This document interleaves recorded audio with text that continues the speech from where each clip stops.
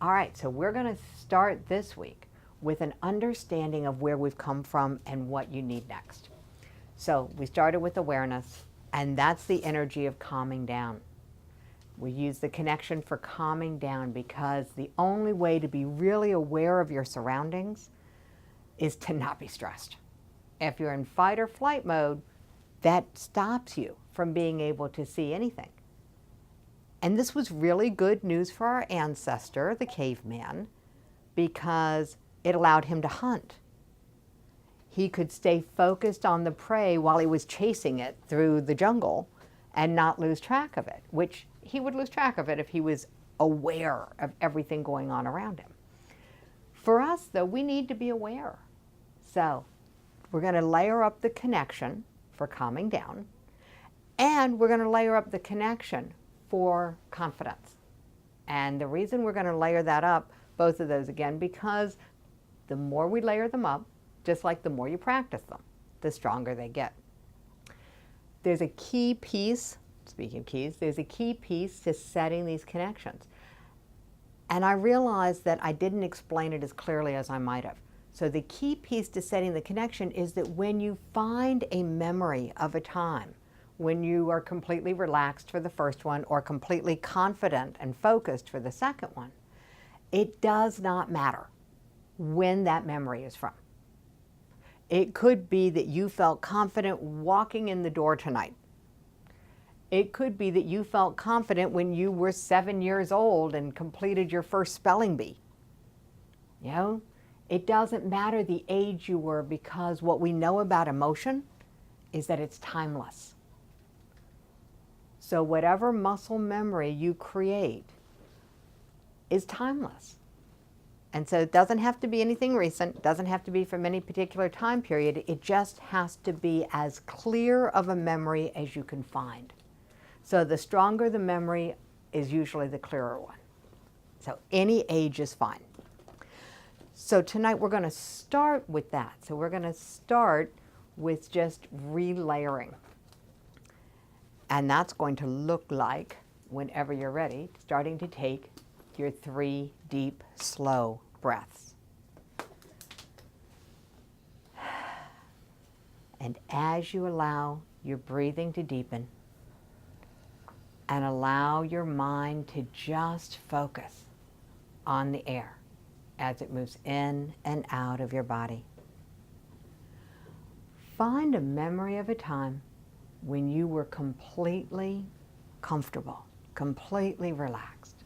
Can be any time or place that's relaxing for you. And when you have a memory in mind, just raise one hand briefly. And as you're connected to this memory, notice where in your body you're becoming more comfortable. And as you're aware of where in your body that you're becoming comfortable, just notice and focus on that sense of soothing. Notice it, focus it, allow it to intensify, and press together your index finger and thumb of each hand, pressing and storing the memory for use later. And remember to breathe. And as you press and store this feeling into your fingertips, count backwards slowly in your mind from 10 to 1, just allowing the feeling to deepen with each number.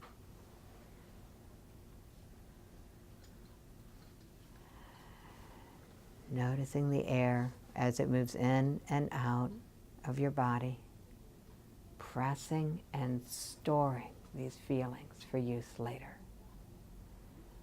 And when you're done, just allowing your hands to rest and your fingers to be apart.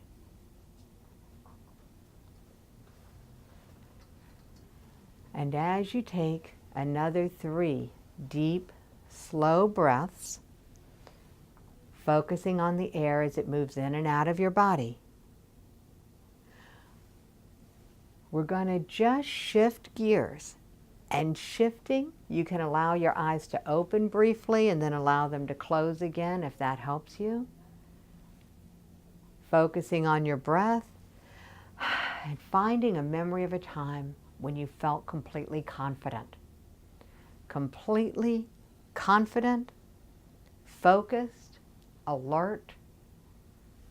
Any time or place where that is true for you. Let me know when you have a memory by raising one hand briefly.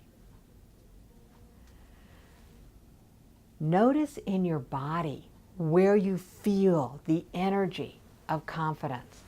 Notice the posture, notice the muscles. Focus on these sensations in your body. Notice it, focus it, allow it to intensify, and press together your middle finger and thumb of each hand. Pressing and storing these feelings for use later.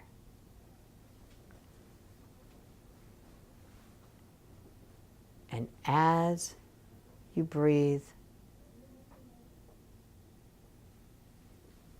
count backwards in your mind slowly from 10 to 1, allowing the feelings to just deepen with each number.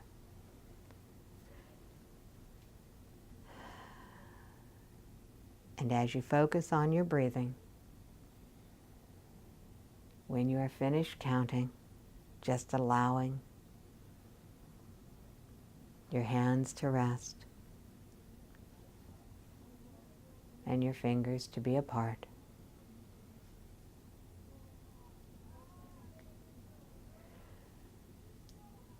And as the breath flowing in and out of your body,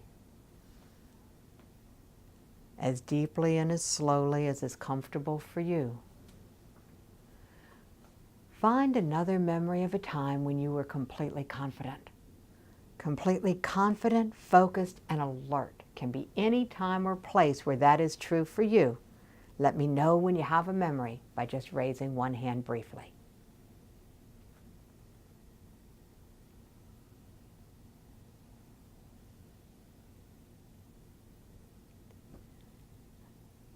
And as you're aware of this memory and you put your attention on it, become aware of the sensations in your body.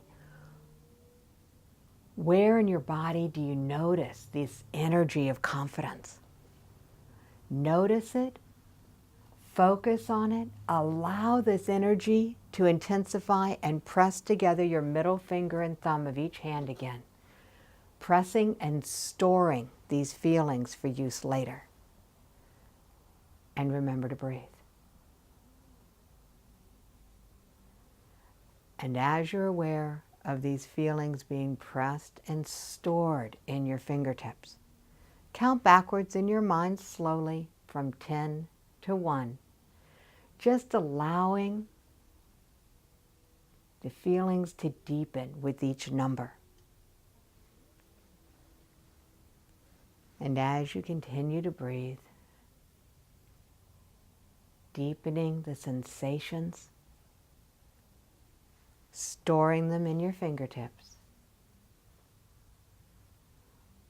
When you're finished counting, just allowing your hands to rest and your fingers to be apart. And whenever you're ready, you can allow your eyes to open. And coming back into the room. The invigorating energy of confidence is one of the things we're going to be playing with today as we move. We started out with awareness. Last week we talked a lot about attitude. Today is about action.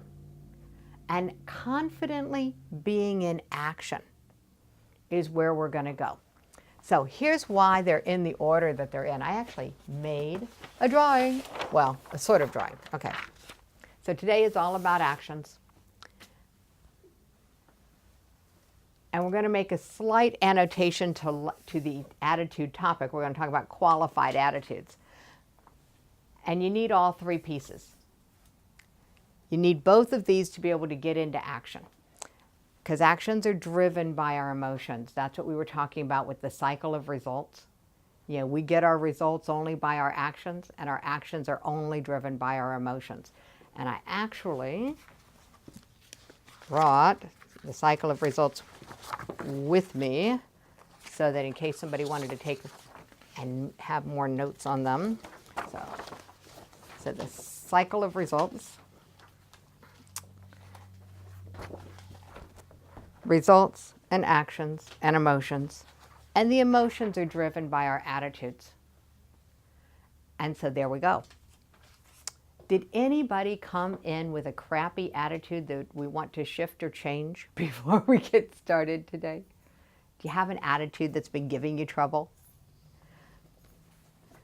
Because there are attitudes that serve us. And last week we talked about those. And we identified some attitudes that actually help. You know, when you know that you, and this is where we get to the qualified part. When you know that you work with the best company, best product, best people, best team, that you could possibly create in that moment. And that's the qualifying part. And I realized that this was an important piece to add to it because I got stuck. When I first put the framework around all of my trainings and started teaching people how to resolve negative emotional history, I knew I had the best possible product. I had the best possible delivery system for what I was bringing out into the world. And I got stuck there. Because if it was the best possible, why would I change it? Now, I worked with a lot of people, and it worked better for some than it did for others. And you know, it was like, but I couldn't change it because I knew I already had the best. So I started qualifying that. It was the best that I could create at that time. These were the best team people that I could have at that time because that's what I was ready for. I had to get to the point of qualifying my attitude because I outgrew my team. I didn't know what I had been told by my coach that it would happen, that my first team would not be my final team, and that my first board of directors would not be my last board of directors. And I see this happen in nonprofits. I hadn't really expected it to have to deal with that in my business because I had really good people who wanted to grow with me. We just didn't grow in the same direction. And so I had to change my attitude. And I just qualified it. So if you knew that the people that you were working with right now were the absolute best people for right now, what's your attitude going to be like towards them? Makes it a little easier to be patient, makes it a little easier to be enthusiastic, because you're in a relationship that is good as long as it's good, and it's not a trap if it ever becomes not good. That's why I focus a lot on those questions about what's so good in my life that I want more of it. What do I have right now that I want more? What do I want that I don't have yet? And what's so not good that I want less of it? And those are dynamic lists. I mean, they can change from day to day. And that's what allowed me to be able to take the action of change. So the one thing that's not on the cycle of results is change. You could say that results are really, that's what they are. Something changed if you got a result. But we don't usually think of change that way. We often think of change as something to resist, something that's uncomfortable, but it's really nothing but the results that come from our actions. So the only way to not have change is to not take any action. And even then you're going to deal with change because the people around you are taking action. So that's why I didn't put change on here and I put results instead, because I was like, nobody wants to deal with change. We do all the time, but this is now something we can control. We don't always think we can control change, but we have direct control over a lot in our lives of the results that we're dealing with. And that's what the connections give you the power over. All right, I'm going to hold this up for just a second. What drives the actions are the emotions.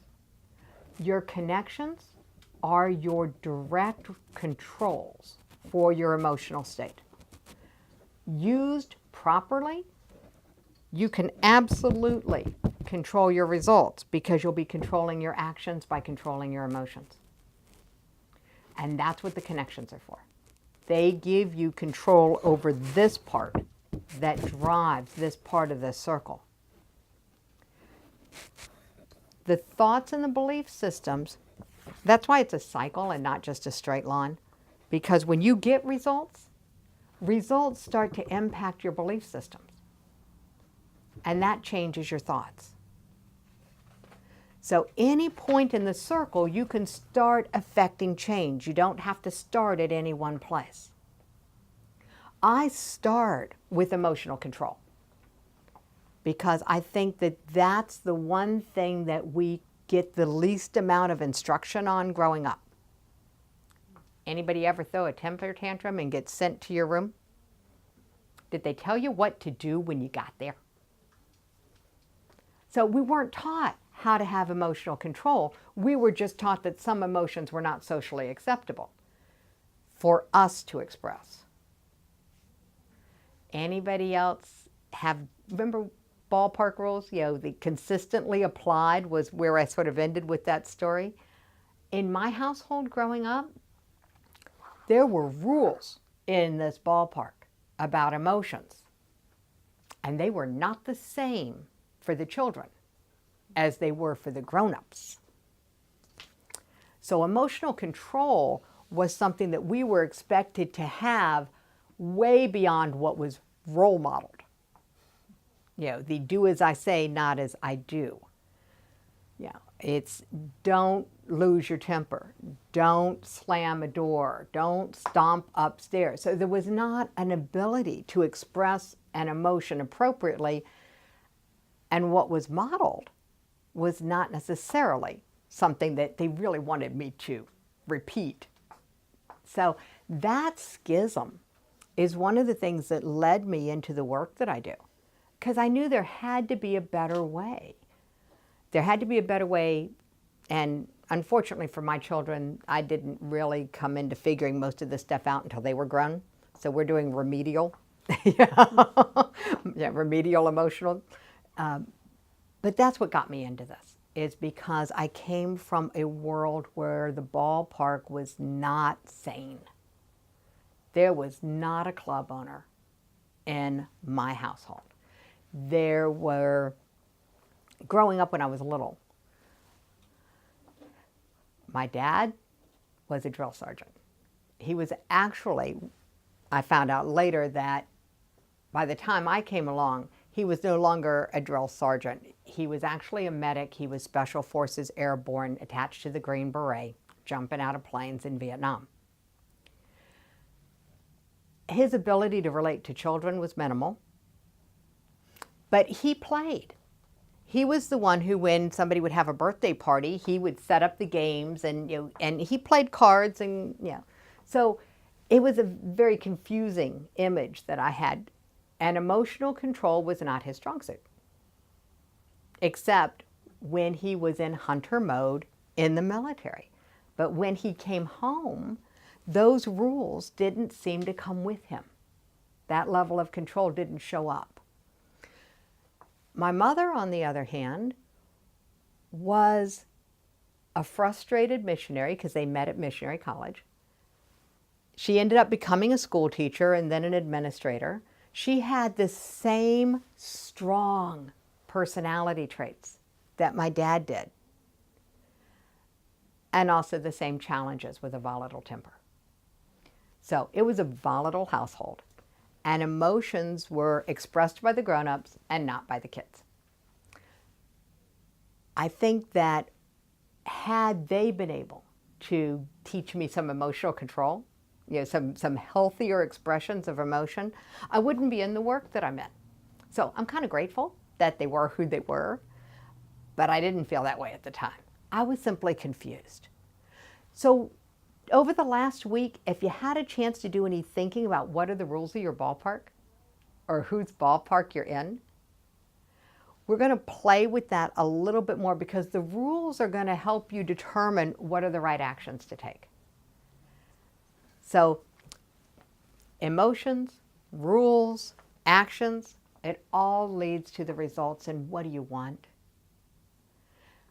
I didn't come up with a great example of what do you want out of the conversations that we've had or out of what was in the Facebook. So we can go with relationships.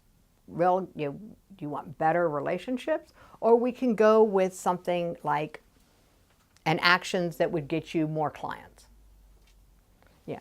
So not having a clear, I got questions from both sides. So I'm going to just sort of take us on a walk. And we're going to walk a little bit this way through relationships. And we're going to walk a little bit this way, how it plays into getting more clients. So we're going to start with me finding my notes because I did make some notes for you guys this time that were very, very clear about the elephant in the room. Because this is what happened to me last week. Last week, I was a victim. You may not have noticed it, but I was a victim of a weapon of mass distraction. And weapons of mass distraction show up and absolutely interfere with everything that we plan to do. And it doesn't matter whether it's the State of the Union or the state of your bank account or the state of a relationship. Those are all distractions. And the biggest gift that you can give to yourself is to recognize that they exist, to increase your awareness of your distractions. The distractions that, I'm going to grab my markers here, because I'm going to mark up my pretty graph here. Biggest distractions are anything that is bigger than you, outside of your control. And that's why I listed State of the Union, because there's one big challenge with this. The bigger the issue, the less likely it is to be the real issue. The more global the problem that is running through your mind that you're worried about or distracted by, the less likely that is to be what's truly causing the problem. It's like the elephant in front of the elephant.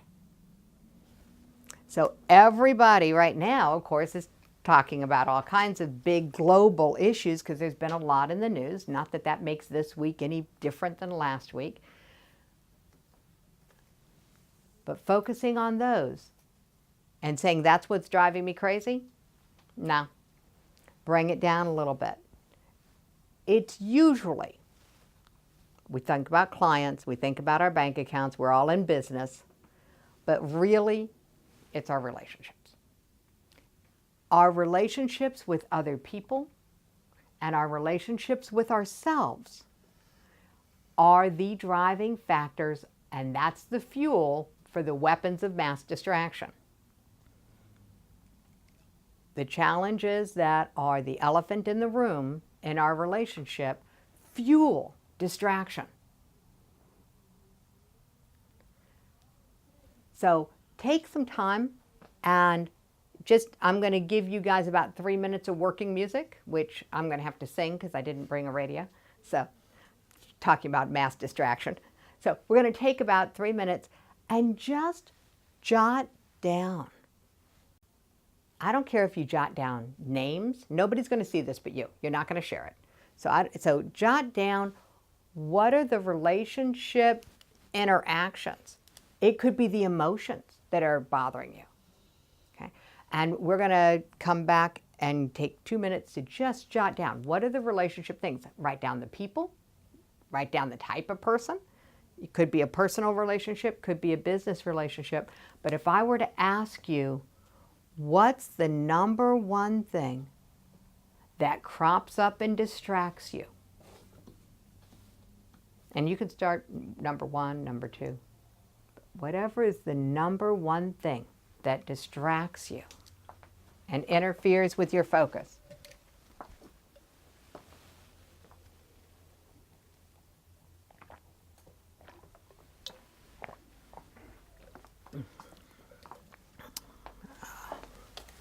There we go. That's convenient. So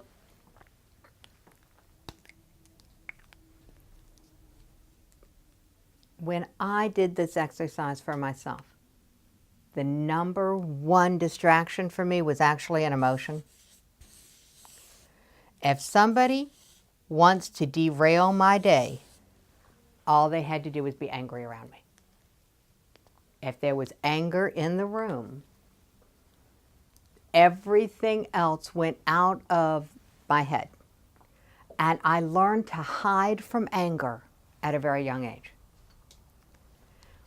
When I was really little, I hid under the corner table in my living room when the grown-ups would get angry and loud. When I got older, I hid in books. It's possible to be invisible, to hide in plain sight. When I was a parent, I hid in the busyness of raising children and running a household and running a business. And I was very, very, very busy. It was only when I became so exhausted from trying to hide and from denying myself a voice, the attention that I needed. You know, we start running in emotional deficits when we do this, and I was emotionally pretty bankrupt. So it wasn't my bank account that was the issue, even though it showed up there. The issue was really that I was hiding from one emotion. Learning how to have emotional control gave me this sense of separation from other people. And I was very, very fortunate. I worked with a very gifted person who was a dance movement therapist and has now gone on and developed this program that's awesome. And she did an exercise that helped me understand how big of an issue this was. The exercise is called Me, Not Me. And she actually had us use everything in the room. So we're pulling cushions off of sofas and moving tables and chairs, and we each created this superstructure around us that we could get into. And we had to have little things with us that we had to figure out, is this me and it comes inside this boundary? Or is it not me? And what this looked like. Here was my space. And I did okay. I mean, I had my job out here, and I had, my school, because I'm a lifelong learner, so I'm always learning something. And those were outside me. But when it came to people, I was having some issues. I was trying to put my kids, don't laugh, okay. All right, there we go. I was trying to put my kids in the circle with me. And I was like, well, wait a minute, they're not me. But I had a whole bunch of people that were in here. And that's when I first started figuring out what porous boundaries really look like.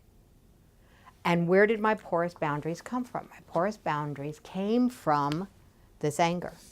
It had poked holes every time somebody was angry around me and I went and hid. I was poking holes in my soul, or other people's anger was poking holes in my soul. Now, they weren't trying to do that, but that was the impact that it had.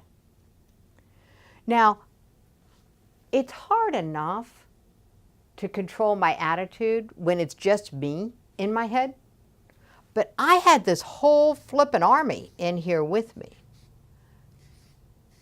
So I had some real challenges with getting a good attitude to be able to take effective action because it was pretty crowded. The faster you get awareness, the more you start being able to get a qualified attitude where you start to realize that whoever's around you are the best that could be there. And we gradually start to fill in these holes. And when we do, these people start leaving. Okay, so other people and other people's stuff start staying other people's stuff and coming outside.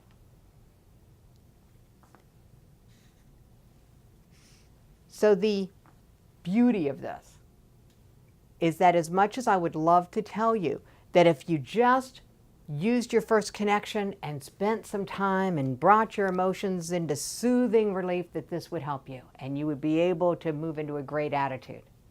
And then if you just used your second connection and brought up your confidence and were able to walk into any room knowing that you were the right person to be there, that you'd be able to take effective action. The bottom line is we've got some cleanup work to do here in the middle. This is what prevents effective action from being taken. It's this little secret. Practicing your connections. As soon as you start to have a direct experience of being in emotional control, your confidence naturally will improve. Your self-esteem will go up. And here's the beauty of that. When I started taking up more room, there was less room inside of me for other people's stuff. I had to be willing to take up and fill up myself, not with other people's opinions, not with other people's approval, but with my own.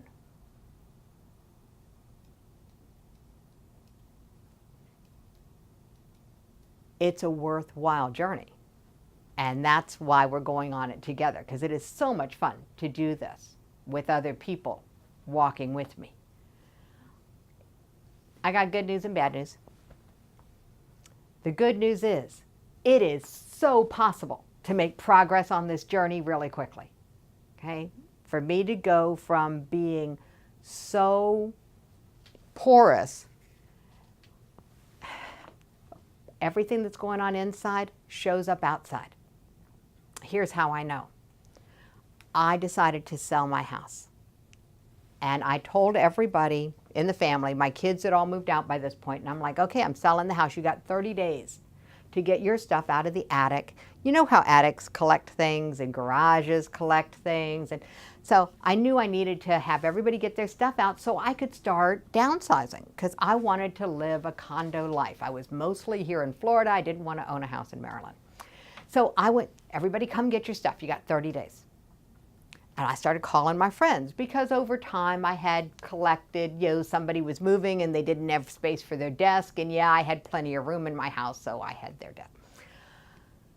By the time everybody else's stuff was out of my 4-bedroom house, I moved into a 2-bedroom condo without having to get rid of anything. My house was a direct reflection of what my insides had been. That was an eye-opening moment for me. So this training that you all are doing, this increasing your awareness, developing an attitude that serves you, is going to impact a whole lot of people. Because your outsides are going to start reflecting this. And you're going to be less likely to have other people's stuff coming in, both physically and emotionally. So, any questions about that particular, how this fits together? Did that make sense? Cool. All right. So now we get to go into action. Both awareness and attitude are needed for action. Awareness of what you want is key. Okay, you got to know what you're moving towards. And there was this exercise that came out in between the 2 sessions that said you get to ask a question about actions. So if you're going to make a choice between 2 actions, you ask 2 questions. The first question, will this choice, you have to pick one, okay, so you'd say, will this choice move me closer or get me more of what I want? So that's the first question. It doesn't matter if it's yes or no. You still get to go to the second question. So I'll say it again. Will this choice move me closer to or get me more of what I want? And the second question, same choice. Keep it simple, same choice. Will this choice move me further away from what I don't want or get me less of that?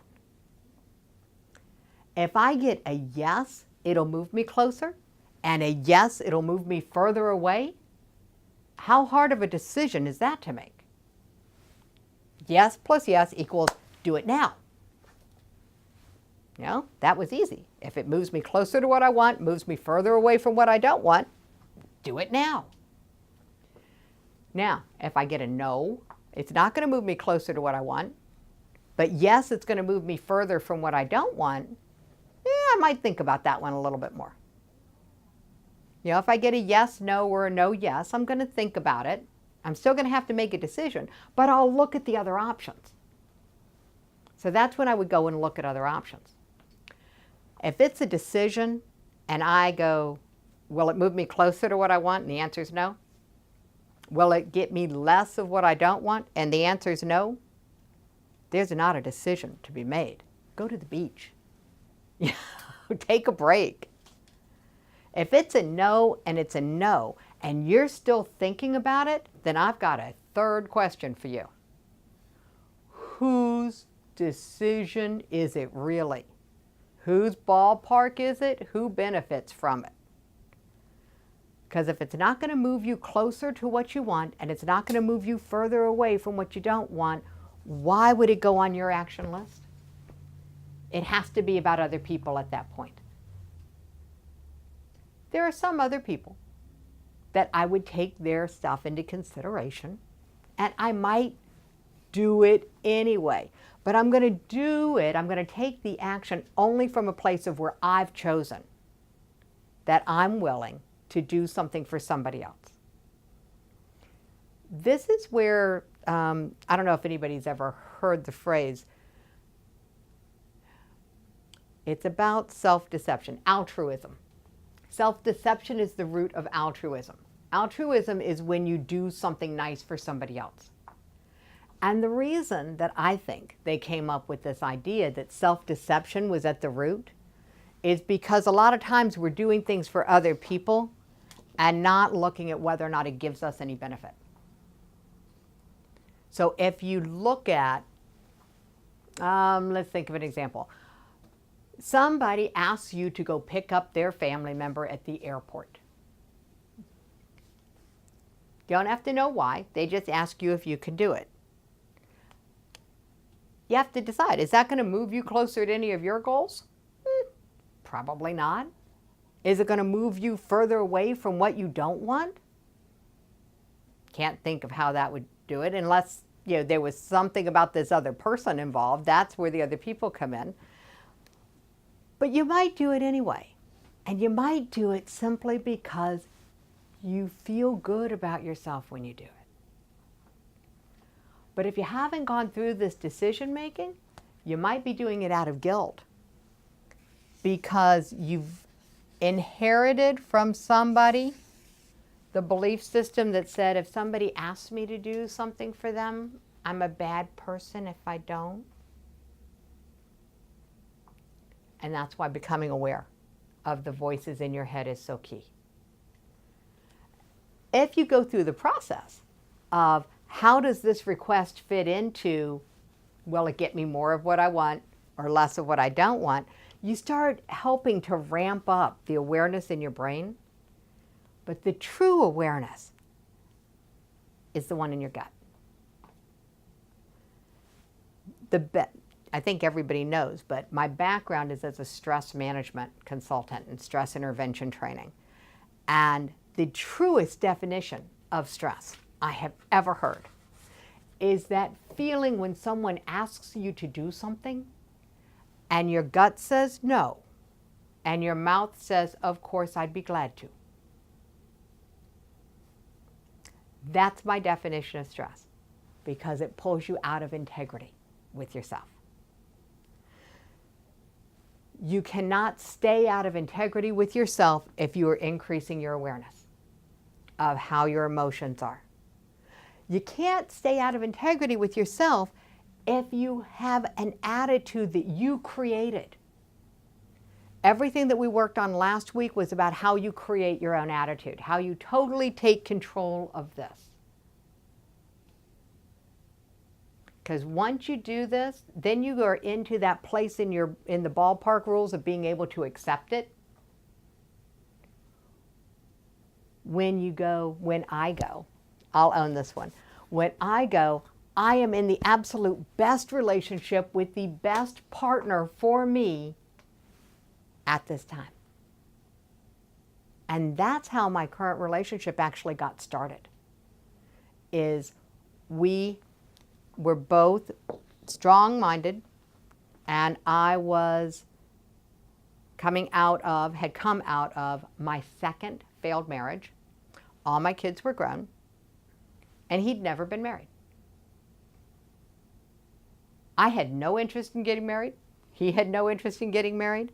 We had no interest in a, quote, committed relationship. We just knew we enjoyed being around each other. So what ended up happening is we created a relationship that was, as long as it's good, we'll stay together. Absolutely no expectation other than we'll be honest with each other. Not needing to worry about the future made it possible for me to stay more honest in the present. And by the way, if you're scared about honesty, don't practice your connections, because the more aware you become of your gut, the more honest opinions are going to start coming up into your awareness. Okay? The more you can take control of the stress reaction that shuts down our ability to perceive, the more you're going to become aware. The more you're going to be intuitive. The more the elephant in the room is going to be easy to see. And so you all are getting these keys that are absolutely life-changing in this way, because as you become more aware, you get to make different choices and you start taking up more room in the center of your life. And as you get a handle on your attitude where you're the one who's in control of it, your confidence goes up. It can't do otherwise. So these are the things that you practice. The actions that we started with, I actually, at the beginning of the course, the first thing I put up was the 5x5. And I gave that to everybody. And I didn't tell you that it's going to be the most difficult thing you've ever done is to try to make that a consistent practice. Because we're distracted. And because it absolutely works, and we are pre-programmed to be uncomfortable with new change, with new things. That's also evolutionary, goes back to the caveman. Okay? Caveman liked predictable. He didn't live in a predictable environment. We also like predictable. And you're not going to get it. You haven't had it. It's all been an illusion. And you're not going to get any more of it. But what you're going to be aware of is that you don't need it. You'll start becoming aware that you don't need the predictability. What you need is the confidence that you can handle whatever comes up. And that's what's going to drive you into taking massive action. So, awareness, attitude, massive action. And knowing what you want to create with that action. The other thing that I put into the portal and that people got by email and comes with the course are the daily questions. So it's sort of like bookending your day. The morning practice is the 5x5. And that's the 5 minutes of reading and the 5 minutes of writing, 5 minutes of reflection, 5 minutes of gratitude, being able to receive the gratitude for what you've created in your life. And then the 5 minutes of re-engagement, planning how you're going to use what you just read. what you just wrote about. That's the morning practice. The evening practice is an accountability check-in. It's, how did I do? Marshall Goldsmith, the man who wrote the book that I'm using in my current 5x5 practice, he's the one who created this that I first got exposed to. He may not have created it, but he's the one who I learned it from. And his daily engagement questions are the first 6 that are in the portal. And they are things like, today did I do my best? And he has some really interesting questions on there. Did I do my best to be engaged? You know, did I do my best to set goals for myself? Did I do my best to take action towards my goals? The 4th one, he found when he works with, you know, C-suite doctors, heads of nonprofits, and what he found was when they got to the 4th question, they got a little puzzled. The 4th question, did I do my best today to be happy? Because even at that level, people often miss the biggest target. At the end of the day, if you started scoring on a scale of 1 to 10, how did you do today? Did I do my best to be happy? When I start my day knowing that at the end of the day I'm going to give myself a grade, I am predisposed to put some effort there. Okay? When we know we're going to be tested, we are more likely to take action. You know, we're more likely to be engaged with that. So you can set up to test yourself. To be really ready for next week, when we shift from actions into acceptance and accountability, you want to be thinking about using these questions and starting to play with these a little more, because they will help you get ready for when we talk about radical accountability.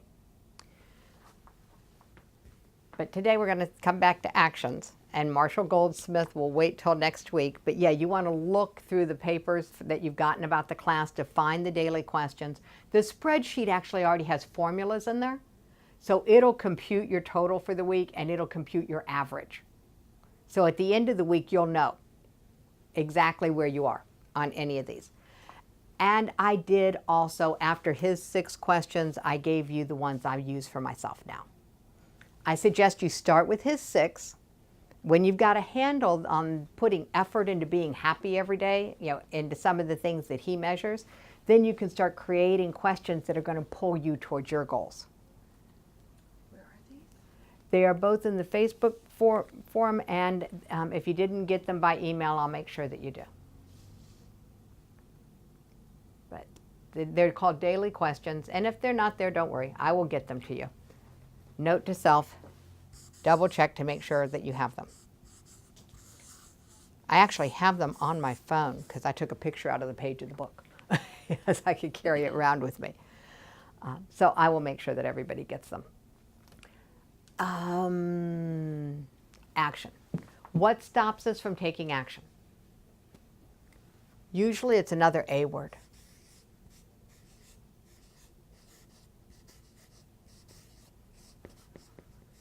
What stops us from taking action are our assumptions.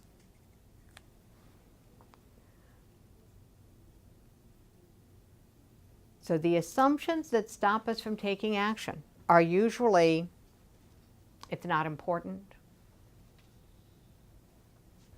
it'll be too uncomfortable, somebody else will do it, nobody will notice, I'll get to it later. There's a whole bunch of normal little dialogue things that go on in our heads. And all of them stop us from taking action. And most of them have an emotion attached to them. I love to share my resources with you guys. Great book on this is called Following Up. I think it's Following Up. Might be Follow Through. So I will get that, and it'll be in the bibliography, and you guys will get it. One day I'm just going to take a picture of my bookcase and bring it in with me. Yeah, someone once asked me how I felt qualified to talk about the things that I talk about. And I said, well, you know, you got a shelf on your bookcase of self-help books? And they're like, yeah. I said, I've got 3 bookcases. They said, oh. I deep dive into things. And when I deep dove into what stops us from taking action, I found 2 schools of thought. One was the ADD school of thought, back to the weapons of mass distraction. Okay? Delivered from Distraction is a great book about the ADD brain. And there are several others out there about it. The one I found the most useful was actually this book about following through. And they brought a lot of parts into it, and the most important part that came to me is back to this concept of do what you know how to do first. So here's the deal. Somebody has done something nice for you, and you want to send them a thank you card, and you're going to go to the store to get the card. And it doesn't happen today, and it doesn't happen the next day. And by the time you remember it again, you decide you're not going to send them the card because it's been too long and you'd feel kind of weird. Ever happened to you? Mm-hmm. Yeah. So here's how you stop that. You take the smallest action first. You take any kind of note card that you have in your house and put it out on your desk where you can see it, so that if you don't get to the store by whatever date you set, 2 days away, you use the card you've got. And it's all of those kinds of simple tricks that are in that book. They had really practical things to practice. But that's the simplest one. And it's just like what I talked about last week when it came to doing the part of a problem that you know how to do. If there's something that you want to get done in an action, what's the lowest barrier to entry? What's the smallest step you could take that would move you in that direction or make it less likely that you would forget? I wish I could tell you that it was possible to be perfect at this. But I had something slip through the cracks because I didn't take immediate action. The easiest time to take an action is the first time you think of it. Okay, so that's the easiest time to take an action. And so this is, again, don't do what I did. Don't go back to it later. It's a do it now.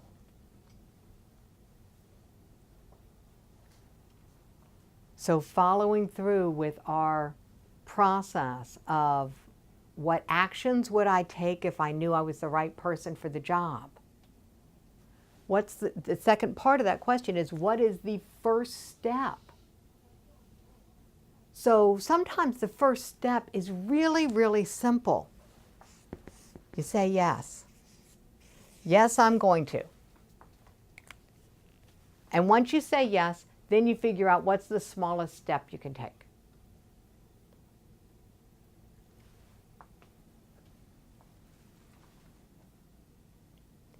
And when you've got the smallest step, you do that.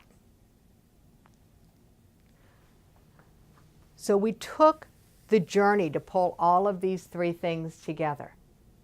And next week is going to be all about acceptance and accountability. So we're going to bring and tie the pieces together. And it'll come back to the ballparks. So spend a little bit of time this week checking in with your ballparks. Checking in with that set of rules and what option you're in. There are some very simple ways that shift you into option 1, and we're going to have those next week. So acceptance of the rules without conflict, and how do you get there? That's the acceptance piece, is when you're in someone else's ballpark. The accountability piece is when it's your own ballpark. So acceptance and accountability next week. Today was all about how do you get into action, coming out of assumptions, and using the other two keys. And starting to take up more of your own space in your own life. It all fits together. You start anywhere that you want with the keys or with the cycle of results, because you're here because there's some different result that you wanted in your life. So I'm going to invite you to post it in the Facebook group or to email it. You can private message me or email me. What's the result that you really want out of this course? If you could take away one thing from this course, what's the result that you want? Because next week, we're going to nail it. All right. Thank you very much.